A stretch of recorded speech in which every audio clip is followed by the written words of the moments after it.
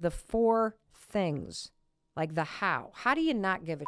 And these are just 4 random things that I just tried to distill down because I want to give you a takeaway.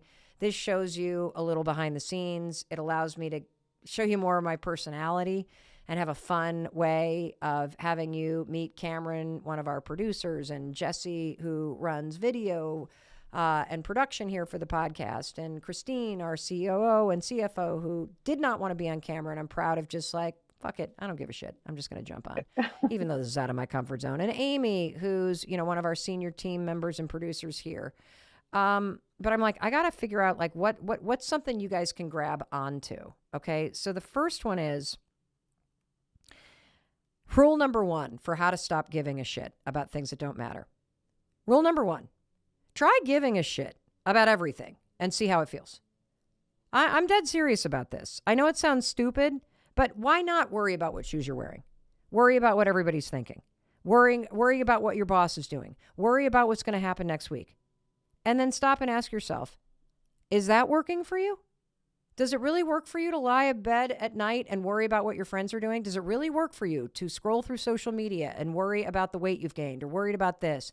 Does it really work for you to obsess about what outfit you're going to put on 7 different times before you leave the house? Does it really work for you to worry about the fact that your makeup is running and you just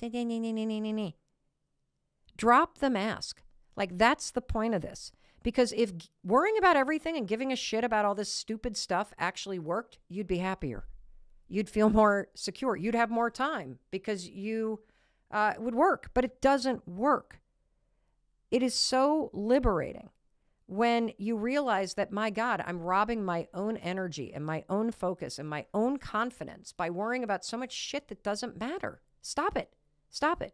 And if you can't stop it, I would just goose it, man. I would step on the accelerator and I would worry about every damn thing and then ask yourself, is this really helping me? Because it doesn't help you to put your hand on a hot stove. That's why you don't do it every day. That's rule number 1. Rule number 2, this kind of goes back to the stuff we talked about with CNN and kind of zooming out and visualizing who actually is criticizing people online. I mean, come on now. Let's show some empathy. So rule number 2 for me that has helped me really stop obsessing about what other people are thinking or other people's reactions is I've come to believe that almost everybody you meet is at about the emotional maturity of somewhere between 8 and 12. I think that's where most people get stuck. Most people's disappointment is an 8-year-old throwing a tantrum. Most people being mad at you is about as long as an 11-year-old is mad at you. And we conflate adults with adult maturity when it comes to their emotional reactions, and 99% of the population does not have it. And so if you can kind of imagine your boss as an 8-year-old, like I think about the guy that we were meeting with at Audible, great guy. I freaking love him. I hope we do a ton of business together. But I think about him as like a cool kid, who's playing games and video games and super innovative and super smart. And it allows me to just relate to him on that human level, instead of trying to do that gamesmanship and bad boss, and I'm going to get the deal done. No. Think about everybody as between the emotional maturity of 8 to 12, and you'll worry a lot less about how they react. Now, rule number 3 is incredibly important, and I want to thank my team for helping me distill this down because I think this is super, super, super important. Rule number 3 is when it comes to not giving a shit, there is a time and a place for it, okay? And I'm going to take this even further. There is a time for really important standards and being rigid about following them, and a time to amplify your self-expression. And I'm going to give you a tool in just a minute for how you can really use this. In fact, no, I'm going to give you the tool now because I think it'll make more sense. Think about a seesaw, that teeter-totter thing. It's a balance. And so in certain environments, like maybe when you go home still feels like the same operating procedures as when you were 8 years old. And so maybe you've been really putting more weight on the side of the way things have always been. And you've really not been giving a shit about your self-expression. The opportunity here is to see where in your life you have stopped being you. You have started giving a shit about things that don't align with your value, that suffocate you, that make you feel like you can't be you. That is not a place that you should be. Those are not relationships you should be in. But you got to think about this kind of like a seesaw. Where in your life are things out of balance and you're starting to give a shit and put weight into things that no longer align with you? And where can you bring things more into balance so that you can be yourself, you can be self-expressed, and you can do so without offending people around you, without you violating corporate HR policies? So we were talking a lot about open-toed shoes. And if I were walking into JP Morgan to close a massive, e-learning, corporate training deal, I probably would not have worn my Valentino espadrilles despite how much they cost. I probably would have worn something else, or at least I would have gotten a fucking manicure, okay? Why? Because there is a time and a place to be cavalier. Your job is a place to pay attention to standards. Why? Because they're paying you to do something. A job, I hope it's fun. I hope you're part of a culture and you have a sense of belonging and you feel appreciated. But the bottom line is you're there because you're getting paid to do something, which means you should care more about the standards and the culture and the operating procedures than you might in your day-to-day life. Why? Because you are making an exchange for money. But I have one giant caveat when it comes to talking about standards in the workplace, and I want to take this opportunity to have a conversation with you about it because it is incredibly important. It is very real. It's very real in work. It's very real in life in general, and it impacts people's ability to be fully, authentically their truest selves. See, there are a lot of standards, especially in the workplace, where discrimination and bias is very real, and it impacts people's ability to be themselves.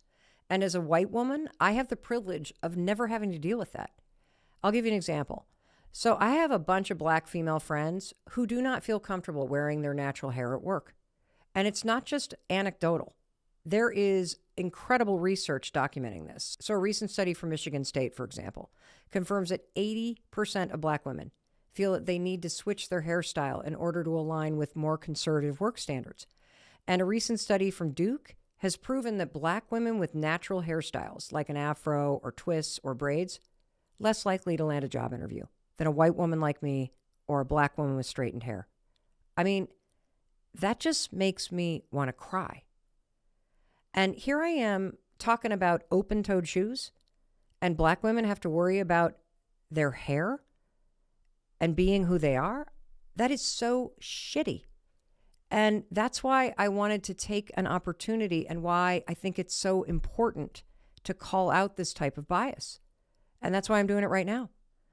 So I want to acknowledge that whether it's your gender identity or your religion or your race or your sexual orientation or a disability that you have, I want to acknowledge that how you manage this balance that I'm talking about between self-expression and being your authentic, full self and the very real bias and discrimination that exist in social and workplace norms, that is a deeply personal decision and balancing act that you got to make every single day. And it's easy for me to say, hey, hiding who you are is never okay, because it's true. I don't want you to ever hide who you are. But I just felt it was important that I acknowledge that it's easy to say, but it's not that easy to do. So let me kind of layer that into this rule number 3 that we're talking about, which is there's a time and a place for self-expression. It is up to you to decide what you value most in any situation. When you think about that seesaw between standards and societal or workplace norms versus your self-expression and you being you. But here's what I do know. I hope that you find the courage to choose your values and to choose being yourself as often as you can. And that brings me to the 4th rule. The 4th rule for how to learn how to give a shit about what matters and not care about what doesn't. The 4th rule is you go first. You go first. Every single human being that you encounter is trapped in some sort of rule they think they should be following. Everybody. And the rule, if you want to start giving a shit about what really matters, is you go first. You be the one that shows up with espadrilles. You be the one that says, I'll pull on that spacesuit and climb into that thing. You be the one that brings the fun.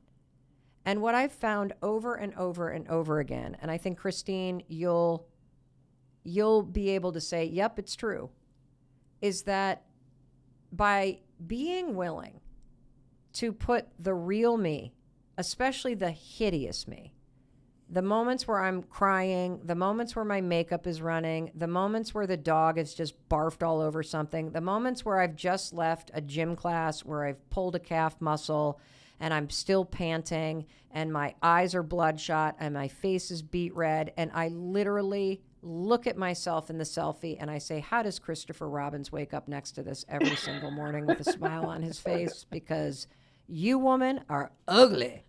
And then I hit play. My willingness to do that, my willingness to go first, to drop the mask, the filter, to just put it out there, it's liberating for people. I mean, people come up to me more often when I look like shit. And I say, yeah, I'm happy to take a selfie. They're like, really? Like shocked that I would want to actually take a selfie looking like that. And then somebody perfectly made up, like, well, let me fix my hair. And I'm like, are you kidding? Look at me. I look like a labradoodle that just ran a marathon. I mean, give me a break. Get the selfie up here. Let's go. I'm going to make a kissy face because my jaw is frozen and it makes it look like I'm taking a shit when I try to smile.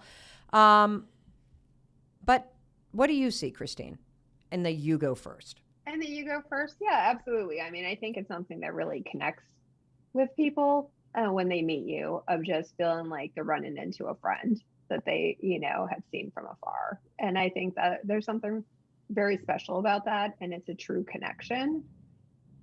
And then something I would just add, as somebody who's known you for a long time, 18 years at this point, of you have always been exactly the same person. And so it's weird that when we run into people and people are super excited to see you just because I've known you for so long, but that it's a sincere connection for sure. And the other thing I would say is that I've never known you to make a negative comment about anyone else's appearance, how anyone else is dressed. Like, you're not, I don't think that's something that you process or are connected to. And I think it's because you freed yourself of those constraints that I don't even know that it's something that you notice. And I think that's quite admirable. And I think that's also something to share, of like, once you stop caring about those things, you'll stop paying attention to them in other people too. And it makes it better for everyone. That's a huge, profound point, because I've heard other people, Christine, make this point where they go, when other people judge you, it's about them. It's not about you. But I think you just illustrated why. Because I don't ever critically judge what anybody else looks like or what they're wearing, because you're right. I don't judge myself for what I'm wearing. I mean, I can laugh at myself. I have humanity and humor about it, but I'm not actually very critical of myself. And I think if you can eradicate that in yourself, it's true. You don't actually criticize other people. It does begin with how you treat yourself. And this also then reinforces what I'm saying about empathy. All those people that you're trying to be friends with that are competitive, or they're like the high-end group, or they're the fancy people, and you feel that criticism, they're deeply critical of themselves. And that's the circle that you're chasing. Like, you got to get right with you. And it's an interesting topic, how to not give a shit about, stuff, because it sounds like a throwaway topic. But I think at the core of a great life, it's really one of the most important skills that you can actually learn, because what you're doing is you're really giving a shit about your values, and you're putting your attention and your mindset and your effort toward what you value, and you're spending less and less time and energy on things that you don't. I love that famous Nipsey Hussle quote. if you look at the people in your circle and you don't get inspired, then you don't have a circle, you have a cage. And I'm going to add to that quote. If you look at the people in your circle and you can't be yourself, then you don't have a circle. You are in a cage. And you got to be very careful about this, because here's what I've realized over and over and over again in my own life. It's that my own behavior and my insecurities are almost always what put me and keep me in that cage. And that brings me to a final story I want to share with you from last week. It's a story about our daughter, Kendall, and how insecurities can put you in a cage. If you follow me on social media, you're probably aware that our daughter graduated from USC last week, and she was given the honor of singing the national anthem at the 140th commencement ceremonies for the University of Southern California. So we were there. It was an unbelievable moment to watch our daughter sing the national anthem a cappella in front of 20,000 fellow graduates and their families. So we're talking at least 50,000 people there as she was singing. And one of the coolest things is, as she was singing the national anthem and as the song starts to build, you hear the crowd getting louder and louder. And you can also hear her just coming into the fullest, most authentic version of who she is. Just take a listen to this moment.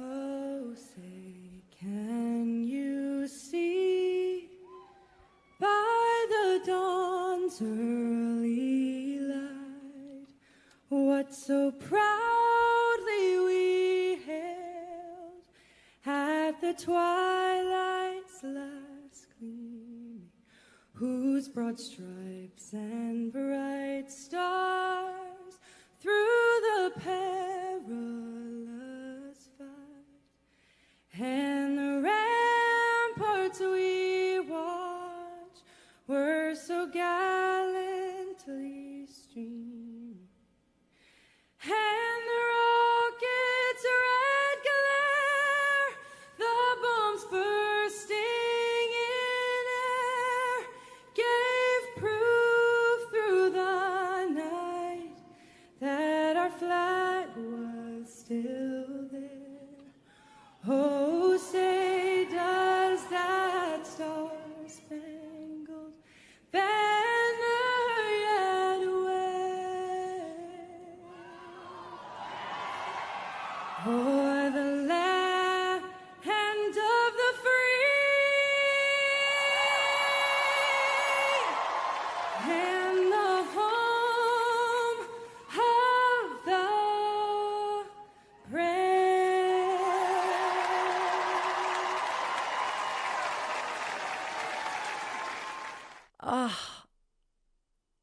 That moment will probably be one of those moments that flashes before my eyes on my deathbed, like a core memory. But that's not the point of the story. The point of the story is this. 24 hours after that moment, I asked her, so Ken, what was the most surprising thing that's happened since you sang the national anthem yesterday? And she said this: I didn't realize that 99% of my friends have never heard me sing. I'm like, what? She said, yeah. She said, hearing me sing at graduation was the first time in 4 years of knowing me that they had ever heard my voice. Now, keep in mind, she is a popular music major. For 4 years, she has been performing in college. And just stop and consider that 99% of her friends over the past 4 years have never heard her sing. Why? Because of her insecurities. See, she gave a shit about what people would think about her singing. And if you look at her social media, for the last 4 years, there was only one post on her Instagram account. And that one post was of her singing. But that's it. Now, this is her deepest passion. Her standing before people and singing and sharing herself, this is the truest form of her self-expression. And yet, she put herself in a cage because of her insecurities. That's so sad. And I know you're doing it too. That in some area of your life, you are so concerned about what other people might think that you're not sharing your full self. That's what it means to put yourself in a cage. Now, here's the good news. The door to that cage, it's wide open. And it always has been. I hope this episode has inspired you to open your wings and express yourself, your full self. Because when you drop those insecurities and you stop caring so much about it, and you allow yourself to just be you, you, my friend, will set yourself free. Well, one of the things that I've noticed about you, Oakley, is that you're not on social media a lot. And based on the research, there's a lot of kids that came out of that 2-year weird period in our lives way worse in terms of mental health because they spent that time at home mainlining social media. So even though they weren't in school, they were online doing that same comparison thing in isolation on their own. It is so freaking damaging when you mainline social media and you use it as a battering ram. And then you say to yourself, well, I hate myself. I hate the way I look. I wish I looked like that. And so I think that's an important thing to point out, Oak, that you weren't sitting there doing that probably because you were on Xbox playing video games for 30 hours a day. But that's a big deal. And so there was a very poignant moment that you described to me that I keep thinking about. And I would love for you to share this moment with everybody because you're so lucky that this happened when you were 17. It's poignant that self-hatred ends when you stop criticizing yourself. Like the comparison is something that we can all work on. But the self-criticism that we engage in relentlessly, every single one of us, that's the source of self-hatred. So describe this moment where you had this amazing breakthrough. You only go through life with yourself. You are the only person that you wake up with and you go to sleep with every single night and every single day. And you are the only person that you need to please. You are not going to live your whole life with the ability to please everyone else because that's not going to make you happy. Because at the end of the day, if you're not happy, other people's happiness won't boost you. It won't make you feel better. That's a crazy simple way to explain how profound it is when you learn how to accept, be kind to, and eventually love yourself. And you said something to me when we were talking about this that I thought was really like so simple, but also gut-wrenching in its truth, which is when you were removed from the situation of walking into school, where you were worried people are going to pick on you, worried about whether you fit in, trying to get the attention off you, all of this energy pointed at managing this. And it's all energy that is based on the belief that there's something wrong with you. Yeah. That when that got removed and you were just quarantining with me and Dad and your 2 older sisters, you had this epiphany where you're like, well, there's nothing wrong with me. yeah, there's nothing wrong with me. Those 5 words, there's nothing wrong with me. That will change your entire life. I mean, just imagine how big of a breakthrough it is if you could wake up every single day and believe there's nothing wrong with me. Because the fact is, there is nothing wrong with you. You know, I spent, God, Oak, 40 plus years of my life waking up every day believing there was something wrong with me. And one of the first things that everybody has to do if they're going to have a breakthrough in self-acceptance and self-kindness, like let's not even go to self-love yet. Let's just start with self-acceptance. You must start to tell yourself, there's nothing wrong with me. There's nothing wrong with me. Like, acceptance just means accepting yourself exactly as you are and exactly as you aren't. There's nothing wrong with me. That right there, if you could just do that, would completely change your relationship with yourself. Because we can't stop what other people might say, but you can absolutely alter and reprogram the way you talk to yourself. And so I just want to point out that bar right there, there's nothing wrong with me. If you just flip from constantly looking for what's wrong, and now you start reminding yourself, there's nothing wrong with me. Yeah, there are things that I could improve, of course, but there's nothing wrong with me. That is acceptance right there. And then you had this second epiphany, which is you thought, well, if nothing's wrong with me, why don't I just like myself? What a radical idea. I mean, imagine how much your life changes when you say to yourself, why don't I just like myself? I mean, other people can have opinions, but why don't I just like myself exactly as I am? I mean, I'm a good person. I'm trying hard. What's stopping me from liking myself?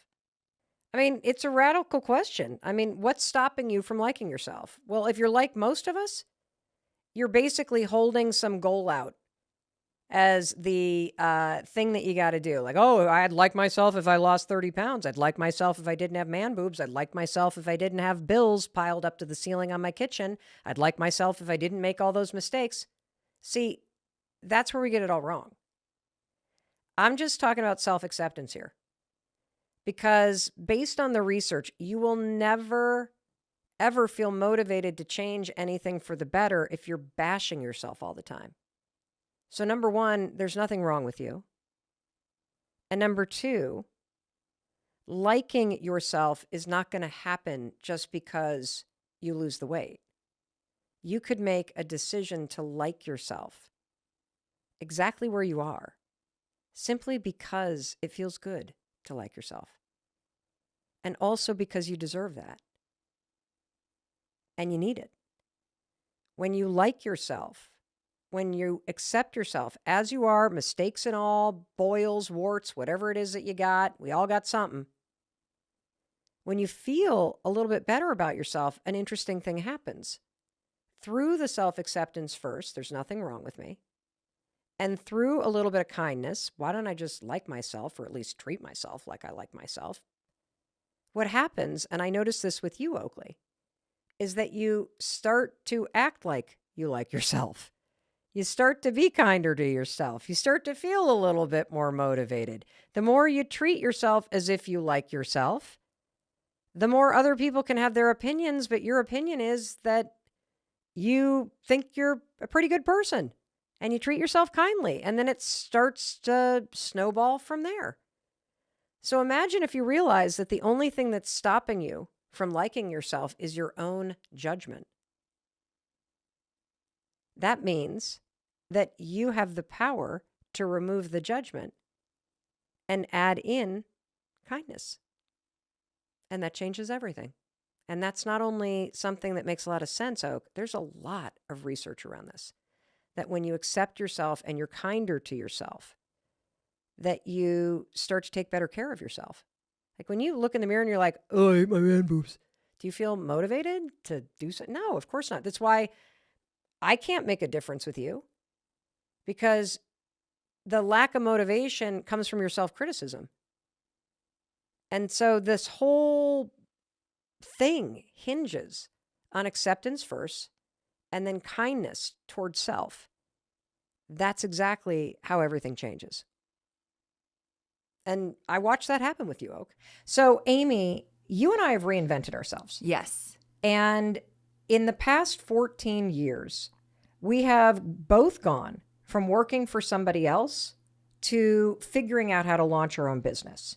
And I'm going to get to your story in a minute, but I want to put something into context for everybody.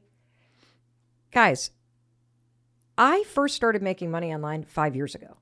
5 years ago. That was like yesterday. And I was 49 years old, Amy. Okay, I love to hear this. If this old dog can figure out how this internet thing works, and how to like march toward my curiosity about it and how to learn this stuff. Yes. I mean, there are people, everybody out there who are way stupider than you, making way more money than you because they stopped and they paid attention to what we're about to tell you today. You can do this. And Amy is living proof. She has taught 50,000 students, more than 50,000 students, how to take even, like you even start with people who are like, I have no idea what I want to do. Absolutely no idea. Yes. That's and crazy they to me. figure it out and create incredible businesses. They blow their own minds. Without any business experience. Absolutely. And why did you want to help people do this? And what do you want the person listening right now as they're driving to a job that they hate, or they're taking a walk in a neighborhood that they wish they didn't live in,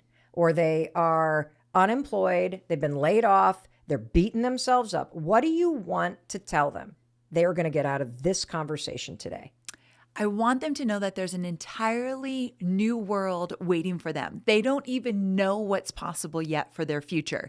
And it's not inside a cubicle or commuting to a 9-to-5 job. There's a whole other world out there that you can take as your own. And the reason I know that is because that is my own story 14 years ago. So because it was a new world to me and I ran with it, now I help other people do the same. Okay, so you've got a world-class expert here that has held the hands of 50,000 people, and these 50,000 plus students that she has taught everybody. They are no more smarter than you. They are no more qualified than you. They simply were in the position that you're in right now, where they bumped into this conversation and it had them experience a whole different possibility for their life. Yes. And that's my mission. My mission is to wake your ass up. My mission is to have you flush that stupid shit you're telling yourself that you're too young. Oh, I'm just great. I don't have anything to offer anybody. How can I make money online? Bullshit. You're actually tech native. Of course you could do this if you change your mindset. Oh, but Mel, I'm not 49. I'm 60. How am I going to do this? You're going to do this by stopping that bullshit that's spewing out of your mouth and getting serious about listening to two women. She has made $85 million in the past 14 years teaching people how to do this. And you want to know why I'm saying that number? Because I'm damn proud of her.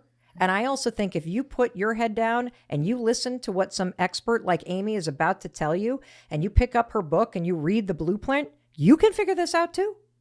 This is about teaching yourself something new. It's about telling yourself something different. And that's what we're going to do. And I want to tell you a quick story about how perspective changing things can be. And then we're going to hear your story, Amy. So I remember when I was in law school, right? Yeah.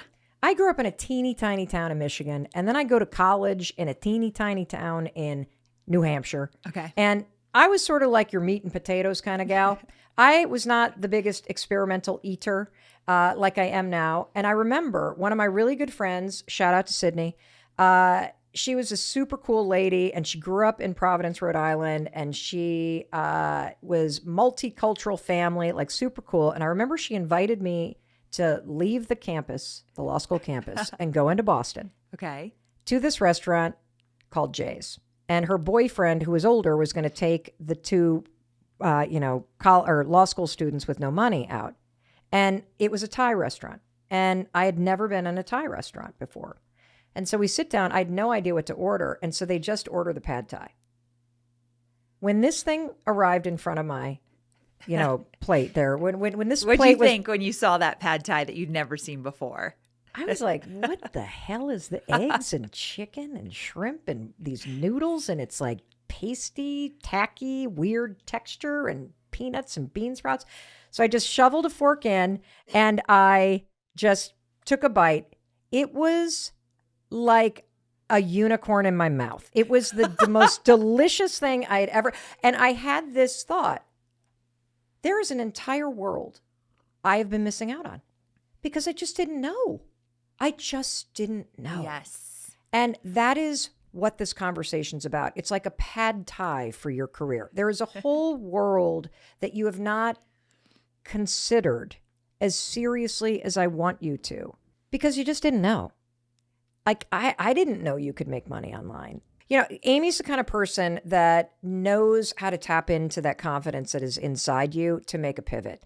And I know that reinvention is a hot topic. Our project on Audible, Reinvent Your Life with Mel Robbins, is number one on Audible. Everybody is feeling this need to change something about their lives. And when you take your career and your ability to make money into an entirely different level, it's extraordinary how that impacts your life. And Amy has been able to not only teach herself how to do that, but to teach so many other people how to do that, how to find financial freedom, how to get control of your time, how to create a life where you get to work when and where and with whomever you want to work. And do not tune this out.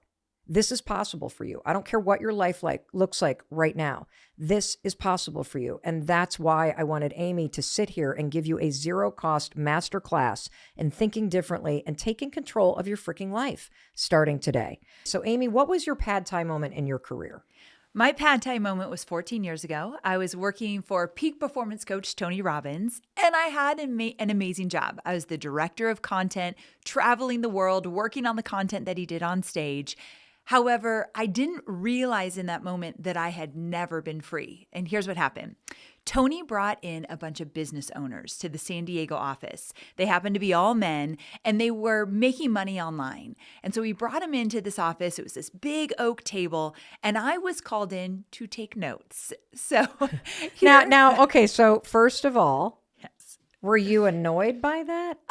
Well, it was kind of common for the content department to take notes. But yeah, there's a little bit of me like, I want to be in the action. I want to be doing the things. But yeah, I was on a side table. Oh, so you were not even at the big table with the boys. No. You were on the side, I was on the side taking the notes. Yes. Okay. So here I came into this meeting, but thank God I did, because here's what happened.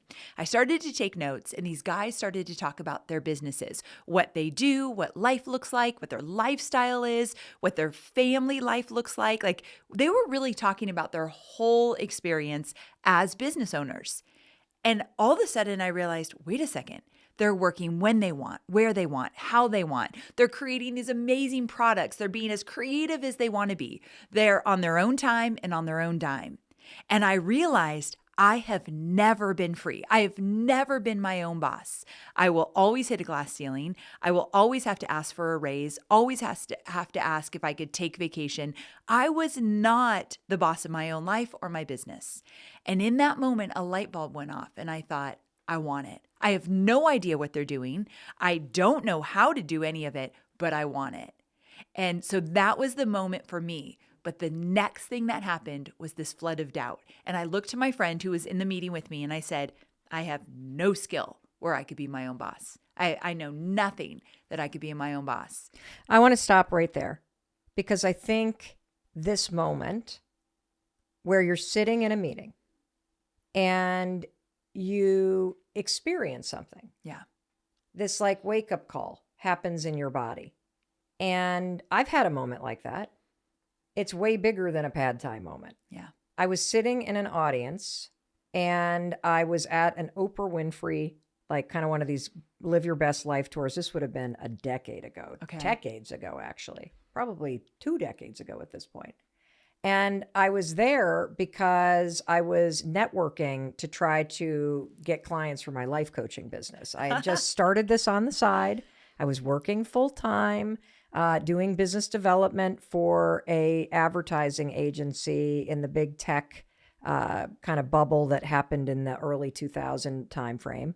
And on the side, I was trying to build a business as a life coach, full of doubt. So I go to this Oprah Winfrey concert. It was actually it was like an event that she held, a one-day summit to like live your best life. And so I'm sitting in the big audience, and Oprah's on stage, and then she introduces this woman that I'd never heard of. Her name was Martha Beck. And Martha Beck walks out, and I don't even remember what the hell she said. I had never heard of her. I had no clue what she did. But she started talking, and there was something inside of me that was like, I want that. And it was the same thing you're talking about, which is this taste of I've never thought about the word free. Because there I was I'd lied to my employer. I had taken the day, and I had told them I was somewhere else, and I had gone to this thing for myself. Yeah. And so here I am, completely out of integrity, getting paid by somebody else to sit in a place where I'm prospecting for my side hustle that hasn't even launched yet. And I realize when she walks on the stage, holy shit, that's what I want. And I didn't even know what that meant. I just knew that I wanted the freedom that she seemed to have. She was writing books. She was clearly writing for Oprah. She had written her first book. She was now talking about that first book on a stage. I didn't know what I would write about. I didn't know what I would speak about. I was scared to think Yes. about being on that stage. That is the moment. And so I want to hit pause and I want to talk to the person, you, right now listening to us. I want to talk to you because I need you to start to pay attention to those moments. You don't have to have the answers to change your life. You have to have that moment where you go, I want something more for myself. And what I wanted is I wanted to be able to go to an event without lying to my boss. Well, I could have just not lied, but you know what I mean. I wanted to Yes. be able to go to an event because I was going to go to an event. I wanted to be able to work when I wanted to work, but I did not know how the hell do you go from that moment to knowing what the hell the right next step is? Because you're right. What happens next is, well, you're dumb. You got nothing to offer. You're this, you're that. Like, how did you go from, okay, there's all these dudes sitting around the table. I'm basically the secretary, no offense to secretaries, in the corner. And Right. I am sitting here being exposed to something that I'm not part of this club. Yes. So the first thing, all those doubts came rushing in. And then I learned something a long time ago that if you're watching someone do something and you feel a little bit jealous, like, Yep. look what they have, or angst around it, which I had, like, I wanted what they had, even though I didn't totally get it. Whenever you have a feeling of jealousy or angst or you want it, ask yourself, what do they have that you want? Like, get really clear. What is it about their life that you think is so attractive or you'd like to go through it? Because I had to get clear about what I wanted. And in that moment, I thought, they get to be their own boss. Like, that's what they have that I have never had. So I think clarity in terms of what you want is the first big step. You talk about that a lot. What do you want? And so once I got clear on, I don't want a job anymore, I want to call the shots, then I had to start thinking, what would I do? Because I had no clue. So for the next few months, I kind of went through this process that now I teach called the sweet spot, which is figuring out what might you want to do. Wow. Okay. I am so excited to go through this with you. I cannot wait to send this to approximately 100 people because I feel like I have those kind of epiphanies probably once a week. Yes. Even if you look at me or you look at Amy and you're like, they got it all figured out. I still have these wake up calls all the time. Oh, Like, yeah. we just had one yesterday where we were We talking about, wouldn't it be nice to be able to support other female entrepreneurs with investment money? Like, maybe we should step into like starting an investment fund. And we both looked at each other and we're like, well, I don't know how to do that. I don't either, but we kind of feel interested. So that's sort of the moment we're talking about. And I want to give the audience a real range, okay, of scenarios where you could have this wake up call, because I feel like for those of you that are in your 20s and 30s that listen to this podcast, you're probably part of the demographic that looks at everybody that is an influencer or a YouTuber, or they are travel bloggers, or they are now starting their line of supplements, or they are doing exercise videos, and you're now streaming exercise videos from somebody who's largely your age. And you have this thing where you're like, wow, I'd really like to do that. What Amy and I are here to tell you is that is the power moment. That is the eye-opening moment. That's it. That awakening is the only thing you need in order to pivot your life in a new direction. Because we are lucky enough, and Amy's going to talk about this, to live in a world where if you want to create an online exercise studio, if you want to take your catering business or your grandmother's tomato sauce that everybody compliments and start selling it, you can figure out how to do it, but you have to honor the wake-up call. Yes. You have to honor this thing inside you, because Amy's right. How many times have you seen somebody you're jealous of, or you've had this moment of inspiration and you've been like, nope, not going to happen for me? And so I want you to know that that's takeaway number one. that takeaway number one is that wake up call is going to change your life if you're willing to look for it and if you're willing to hit the pause button when it happens. Now, for those of you that are like, yeah, okay, so I don't want what my life currently looks like. That's enough. Yes. So talk to me about this thing that you walk people through. Yes. So it's called the sweet spot formula. Okay. And I developed it because it's essentially what I did to leave my last 9-to-5 job and start this business. And it has 4 quadrants. We'll walk them through the 4 quadrants, okay? This first quadrant of the sweet spot is, what are you good at? What do people always say? Like, how do you do that? That comes so easy to you, because what comes easy to you does not come easy to everybody else. Where have you gotten results? Where have you gotten results in your personal life or your business life? So maybe you're an accountant and you do really good in your job. So you have all these skills that could absolutely translate into your own business. But maybe you don't want to be an accountant. But at home, you're really good at getting your picky eater, your toddler, to eat everything. And other moms are like, how do you get your kids to eat all these vegetables? What are you doing? And you have all of these little secret things you do. That could be a business. So start looking around. But here's the beauty. You only need a 10% edge. When people start to think about, what might I do in a business? Oh, I need more education. I need certification. I need more time. You don't need any of that. You already have a business in you. 10% edge. You need to be 10% ahead of those that you want to help and serve. So funny. I just talked to my husband about this. Yeah. So Chris is, the founder of this men's retreat, Soul Degree, and he's starting this online huddle, a 9-month-long program. And he's like, I don't think I'm ready. I don't have it all figured out. I said, dude, you need to be one training ahead of everybody else. That's all that you need to be. And I think that that's kind of one of those things that gets us in the way. Now I want to go to a question from a listener named Anna. Hi, Mel. My name's Anna. I just saw your stories and thought I'd send over a question that I've been having. My question is more about, well, I consider myself a very independent person and am definitely very disciplined in what I do. But that leads me to live a life that is very different from most of the people I surround myself with, I guess. So my question is more of how to really hone in on that discipline and keep living the life that you know you should be living, even when others don't understand it or just don't get why you're doing it. Thanks. Anna, I love this question because you are making a mistake that every single one of us makes when we start to live a life that is truly aligned with what we want to be doing. Everybody that you're surrounded with right now has been on the road with you up until this point.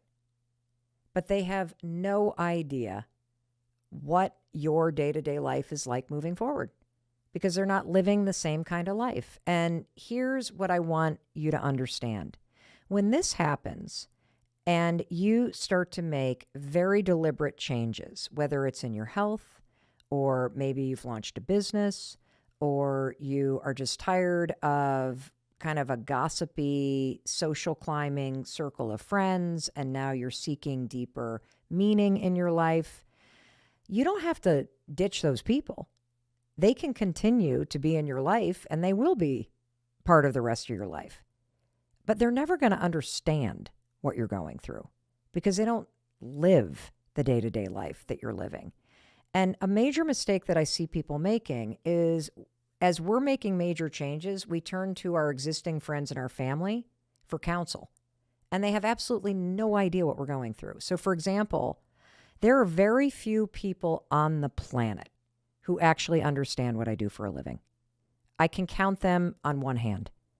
When it comes to speaking on corporate stages, hosting a podcast, creating content for people like Starbucks and LinkedIn and Audible, to being an entrepreneur, to having the social media following, to having a marriage and a family, like very few people that understand the pressure I'm under, the impact that I'm making, the goals, the hopes, the dreams, the frustrations. My husband doesn't understand it. He's not in that world. My kids don't understand it. My friends don't understand it. If I want somebody to truly understand what my life looks like, I got to pick up the phone and call Jay Shetty or Jenna Kutcher or Trent Shelton, like somebody who is doing what I'm doing. And it goes for everything. Like I'm in the middle of menopause.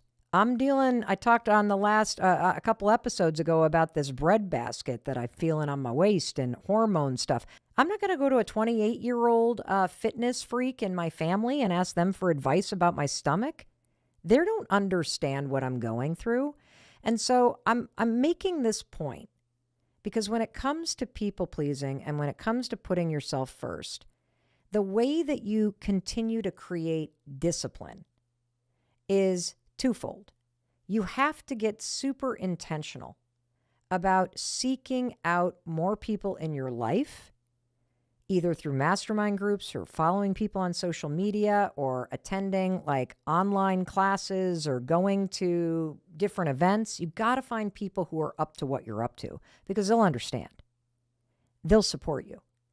And you have to stop seeking validation from the people that are already around you because that's not why you're doing this thing. And here's one more thing I want to tell you. Why do you care what they think? You already said you're independent. You already said you're putting yourself first. Why on earth would you seek validation or advice from somebody who you wouldn't trade lives with?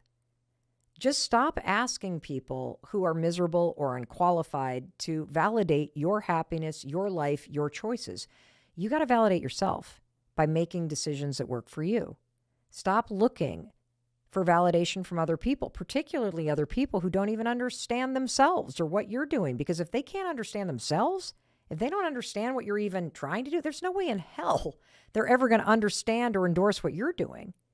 Instead, start looking to people who have made the changes that you want to make, who have the values that you want to make. Not only do they understand what it takes to make this change, but they also have the confidence and the track record and the experience to cheer you on. Well, we've covered a lot of ground, and I think you're starting to realize, wow, this people-pleasing thing isn't really about saying no. It's about self-awareness. It's about my ability to catch those moments where those uncomfortable feelings rise up and to tolerate them. It's about my ability to know that there are going to be times in my life where I'm going to be making decisions that people that I deeply love are going to be disappointed by, and I can make space for both.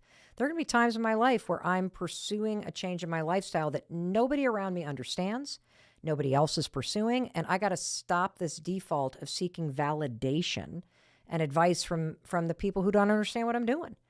And when you learn how to do that and start making decisions that really empower you in the long run, your life is going to change. It's going to be more meaningful. It's going to be richer, deeper. You're going to feel more agency and control in your life. And I know what you're thinking right now. I know here's what you're thinking. Mel, dear God, do I want this? But if I'm the kind of person that has never, ever, ever put myself first,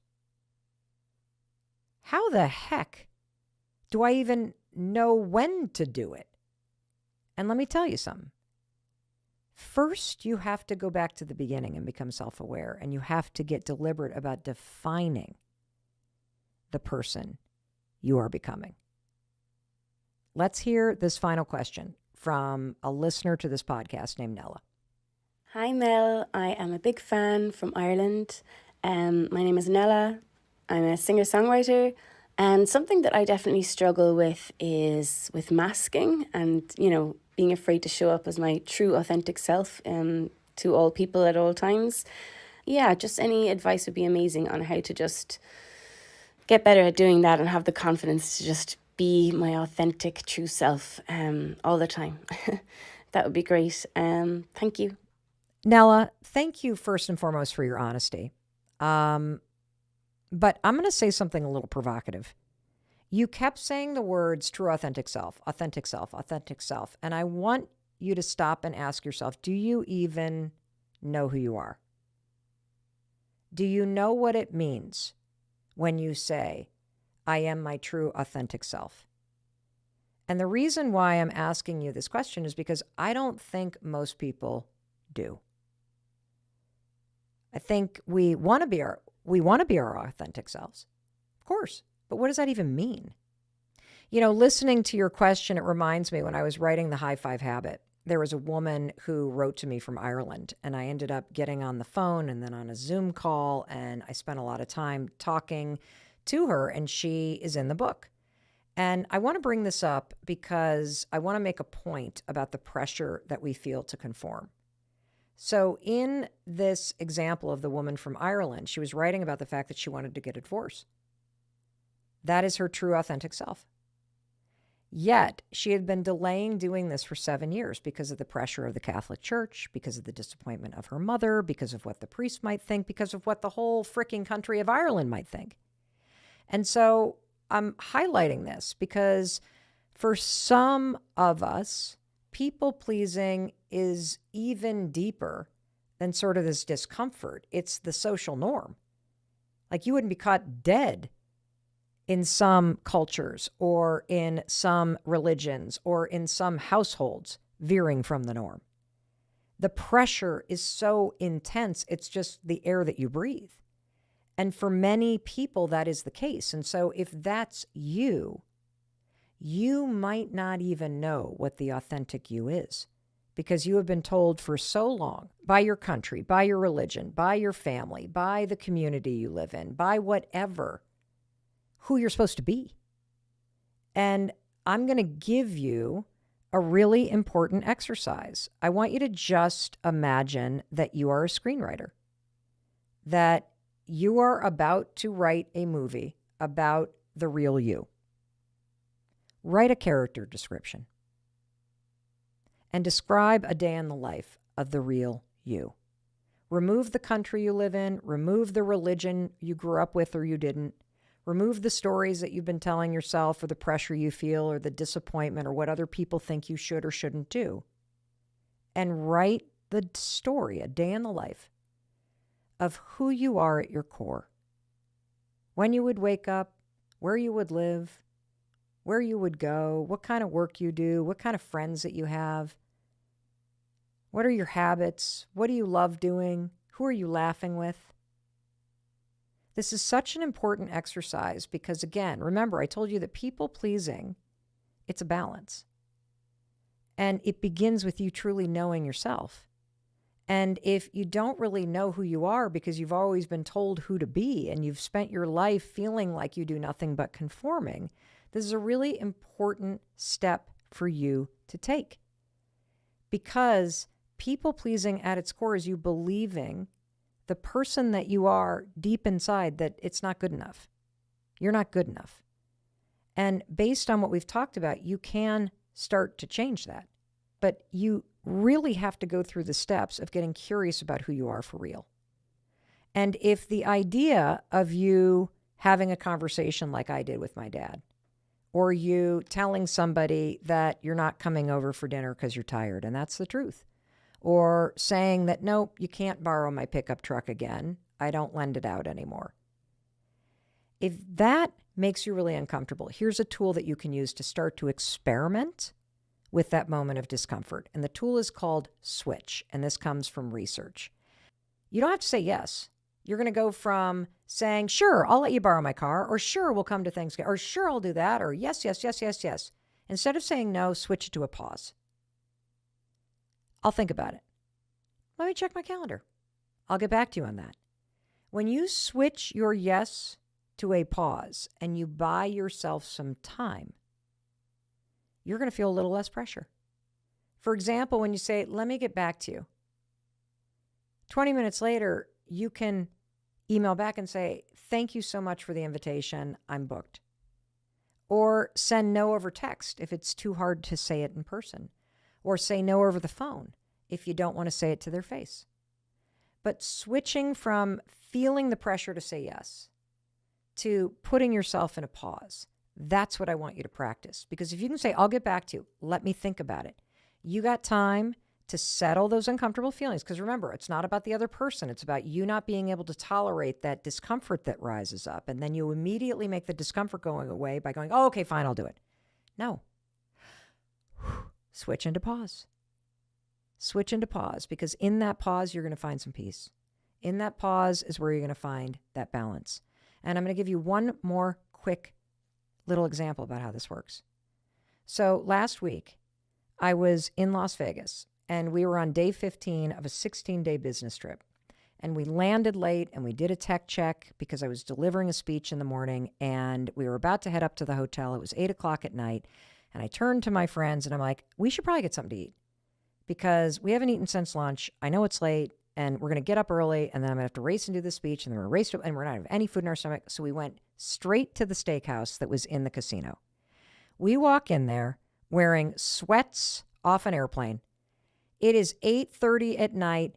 This place has a freaking DJ in the bar. People are thumping and bumping and glitters and sparkles everywhere. They seat us right away in the bar at a high top. The three of us order immediately because we were going to shovel down that food. I got the filet mignon and some mashed potatoes, and we got mocktails.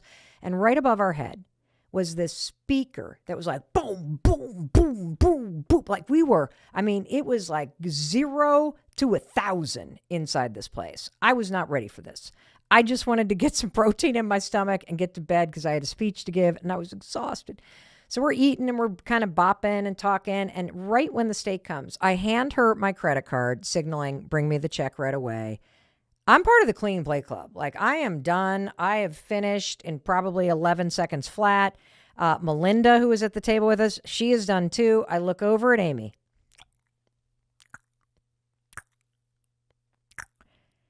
She is eating in slow motion. She is enjoying every bite. I think she is engaged in a mindfulness meditation with this steak and salad at this point. And as I assess what is left on her plate, I think, this is going to fucking take her 20 minutes to eat. It is 9:30 at night. I am exhausted. This is the moment I'm talking about, everybody. This is the balance. Because the wave of discomfort comes up in my body. I want to leave. I want to go to bed. And I don't want to be a douche. I mean, here, one of my closest friends is sitting here enjoying a salad. We've been on the road together. I'm like a ride or die kind of person. What kind of a jerk leaves their female friend alone at a high top in a bar with a salad that has 85% to go in terms of completion just because they're tired? I do. That's a joke. It's a balancing act. I said to myself, well, what's really going to serve me? And what's really going to serve me, because my number one job is to kill it in that speech tomorrow, is to ask Amy if it would be okay for me to go upstairs and just go to bed. And I felt that discomfort because the old Mel would have been like, I would have just sat there because it would be rude to leave somebody. And oftentimes we don't even ask. We don't even ask. And Amy's sitting right over there. So Amy, I want you to get on the mic because I rode the balancing act. I used the tools and I turned to her because a lot of this is also about the context and it's about how you say it. It's not what you're saying, it's how you say it. And so you don't have to be like, I'm leaving. Out of here, bitches. That's not what I said. I just said, Aim, would it be okay if I head upstairs and go to sleep? I'm exhausted. And Amy, what was your experience of this moment? As I'm clean plating it and you've got probably 20 minutes left. Yeah, I mean, you're a fast eater. So that was number one. And I felt like when you asked me and you said, you mind if I go upstairs? I felt like, thank God, because I would not want her to sit and watch me and my llama eating habits, super slow and just savoring every bite. I wouldn't want that. I wouldn't want that to be the case. I want you to do you, and I want me to enjoy my salad and my steak. So when you noticed that my plate was clean, and so was Melinda's, yeah, and you still had 20 minutes to go, what were you feeling? Well, I'm often in this situation. I felt like I know what's going to happen next. They're going to want to leave, and I'm happy to do that. I felt really happy for you to get what you needed, and I needed to get what I needed. I wanted you to hear that, and this is why. You often don't even ask. And Amy was relieved that I asked because you know what? She doesn't want to sit there and feel pressure. She wanted to enjoy her salad, and that's exactly what she did. Melinda and I went upstairs. She sat there for another 25 minutes, bopping and weaving, alone, having the best salad of her life without her annoying friends sitting there staring at her like she was some kind of a zoo animal. So we all won. Bottom line, people pleasing, it's not about the other people, it's about you. So notice when it comes up. Notice that discomfort. Find the strength to say, no, I'm not going to sit here with this discomfort and do something that doesn't serve me. When you have the ability to recognize this and you have the ability to say, no, I'm not going to just fall into line. No means that you're in charge of your life. No strengthens your self-discipline. No keeps your goals and your happiness front and center. It can make you stronger so that you change patterns and habits that don't serve you. Because when you don't say no, you're saying yes to something else. It is powerful.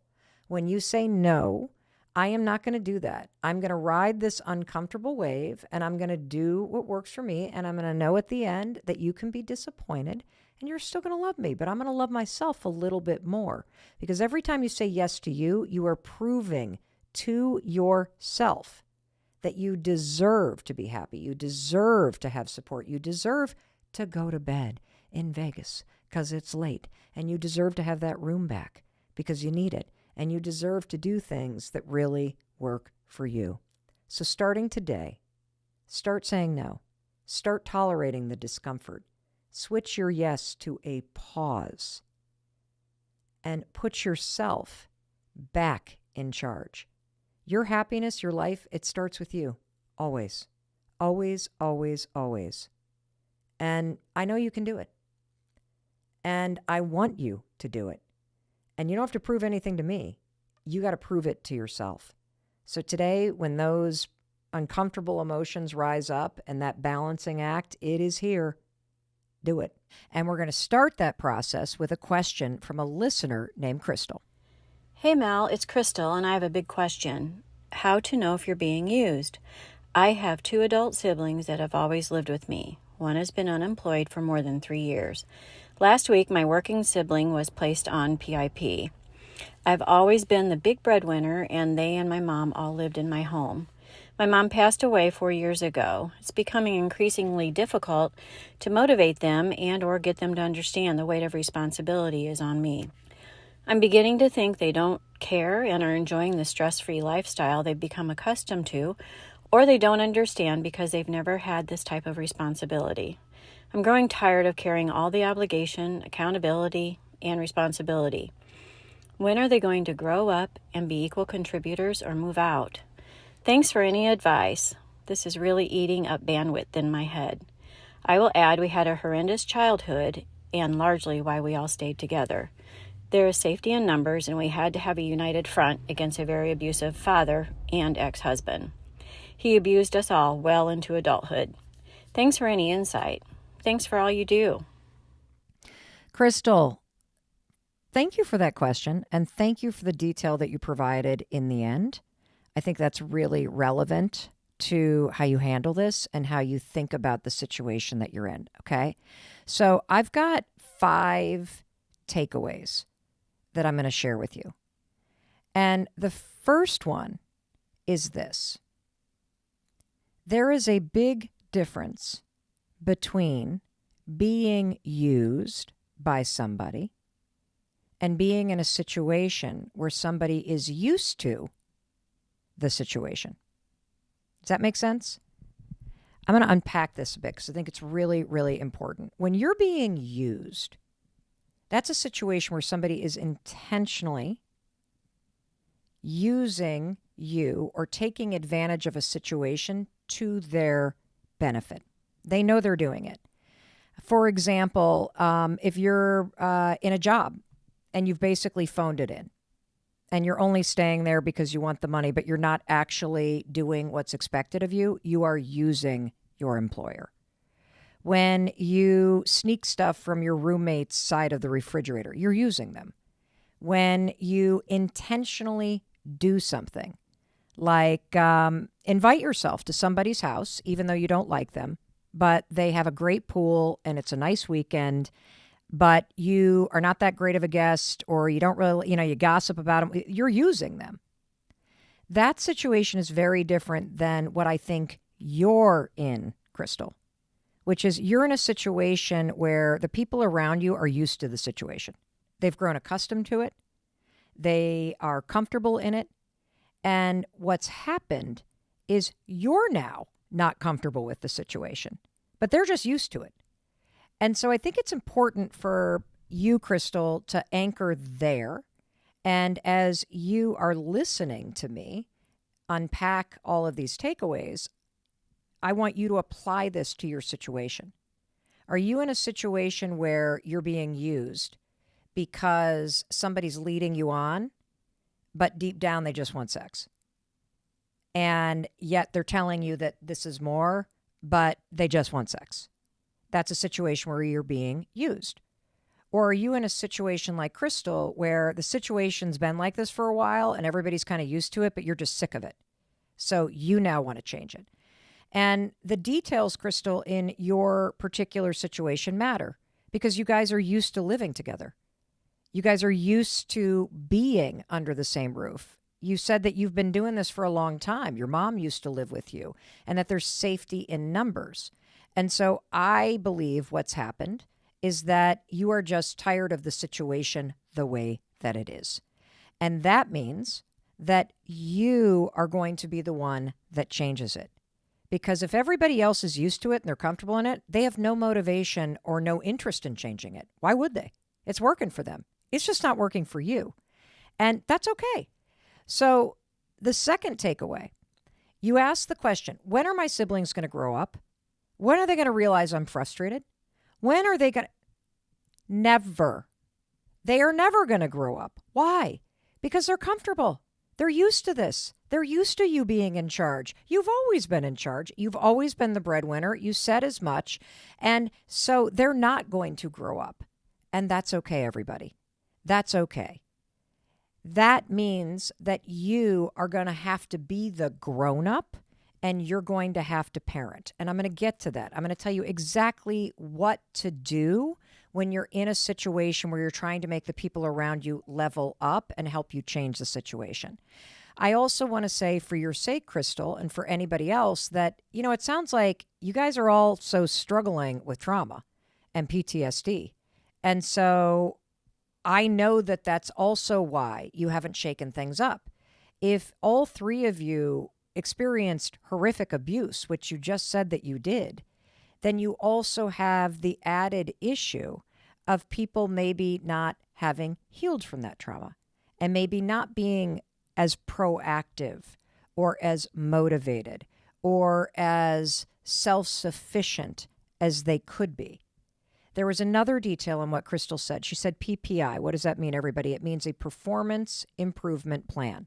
What that basically means is you're fucking up at work and your bosses have sat you down and they have said your work is not satisfactory and we are going to put you on a PIP, a performance improvement plan, which is very embarrassing.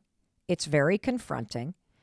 I'm not making excuses for the sibling. I'm just trying to explain the psychology here of why they're not growing up and why they've gotten very comfortable with very low self-motivating standards.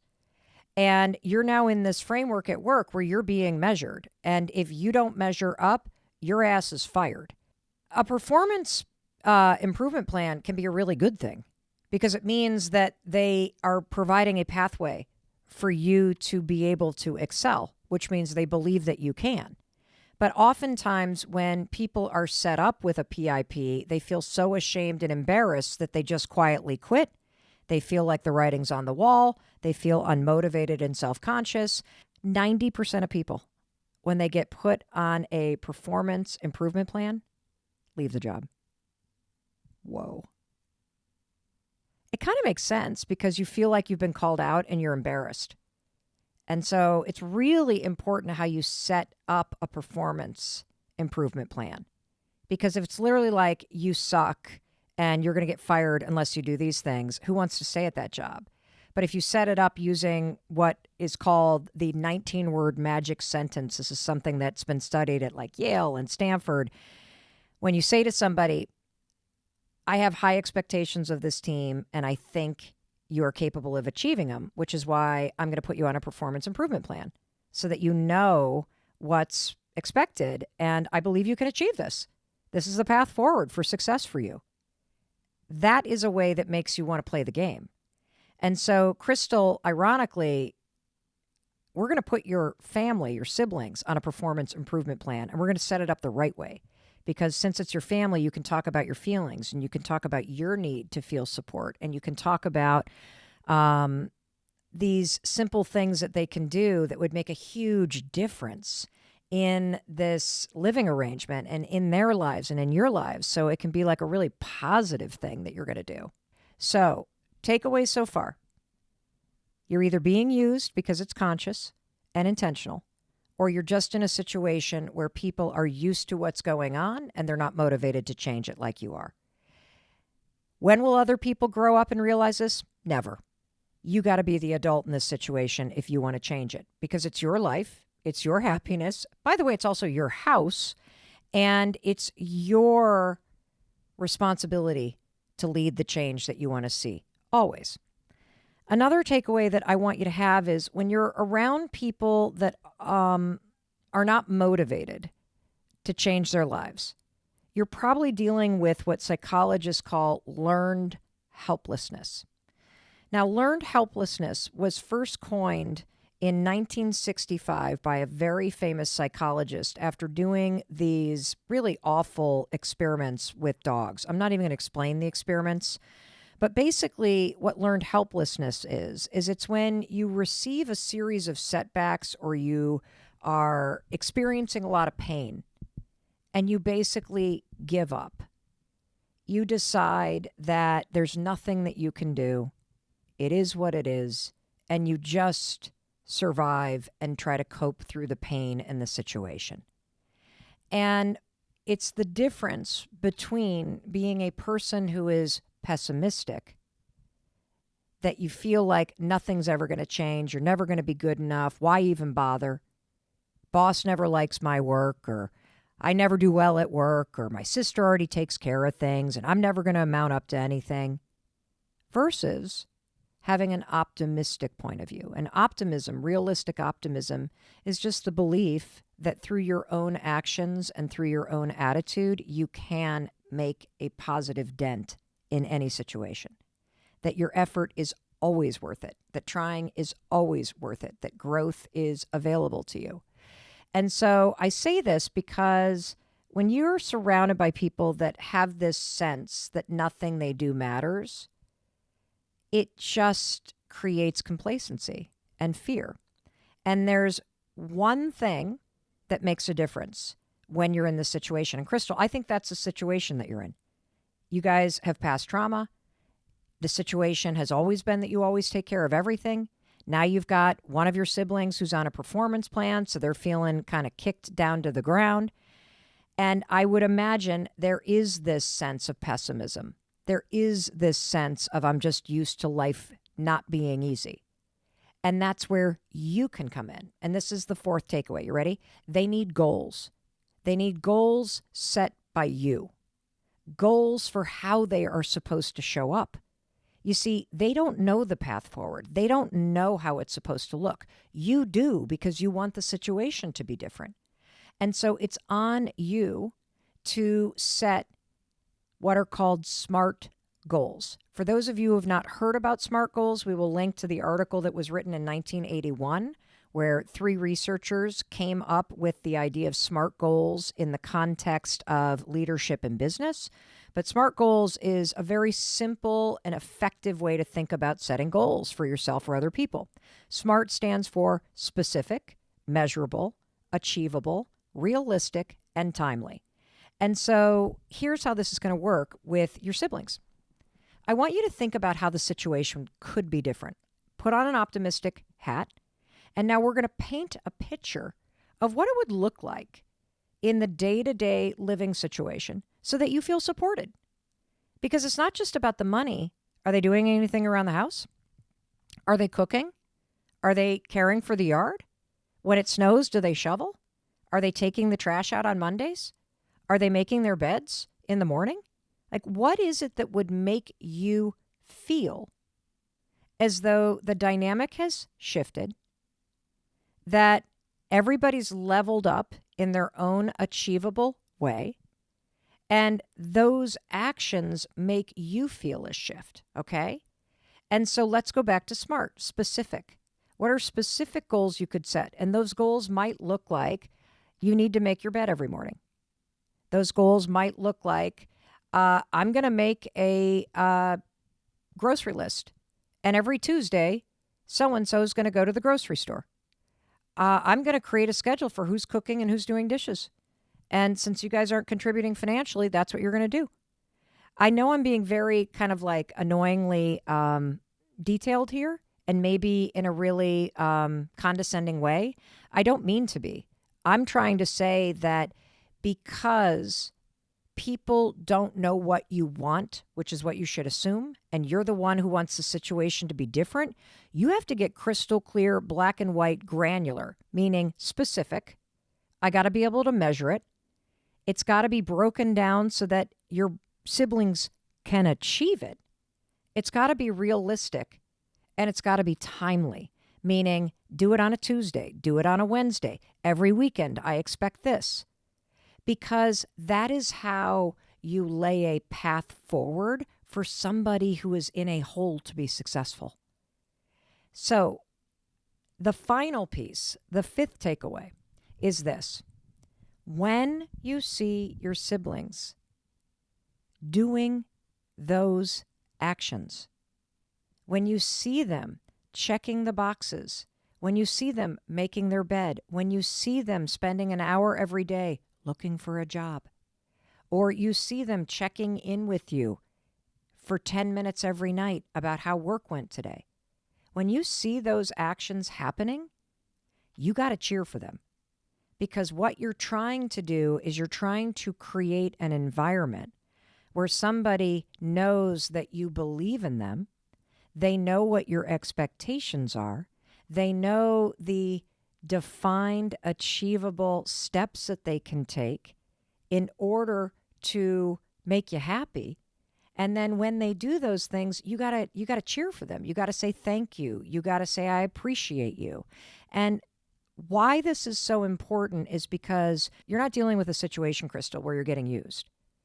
You're in a situation where you're trying to level up your siblings. And you're trying to do it when there's issues like generational trauma and hopelessness and patterns in place and a dynamic between all of you, which means you got to get super intentional about what the new game looks like.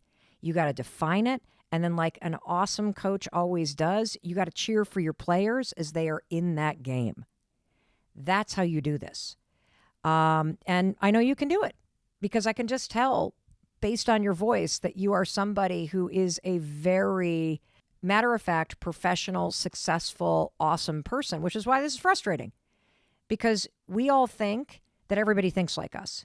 We all think that all those things that you think are obvious, why do you put your stuff on the floor? Why don't you just let the dog out? Why do you leave the dead flowers in the vase on the cake? Don't you just... We think it's obvious. It's not obvious to everybody, but you can make it obvious and you can make it a game worth playing. And don't forget, you get to talk about your feelings. Guys, I love you, but I feel frustrated. And I'm starting to feel a little used. And I'm starting to feel very sad because I see you guys just coasting in life. And I believe that there's something more for you. And so here's my request. If you're going to continue to live with me, and I want you to, I need you to show up differently. And here is what I need from you. And I know you can achieve this. It would make a huge difference for me.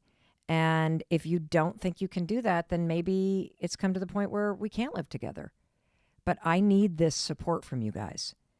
And you might be surprised at how they show up if you frame it in the support that you need from them. It would probably feel really good to know that I could actually do something that my sister would appreciate and feel supported by instead of feeling like the one that's not successful. Hey, it's Mel. Thank you so much for being here. If you enjoyed that video, by God, please subscribe because I don't want you to miss a thing. Thank you so much for being here. We've got so much amazing stuff coming. Thank you so much for sending this stuff to your friends and your family. I love you. We create these videos for you. So make sure you subscribe. Mwah.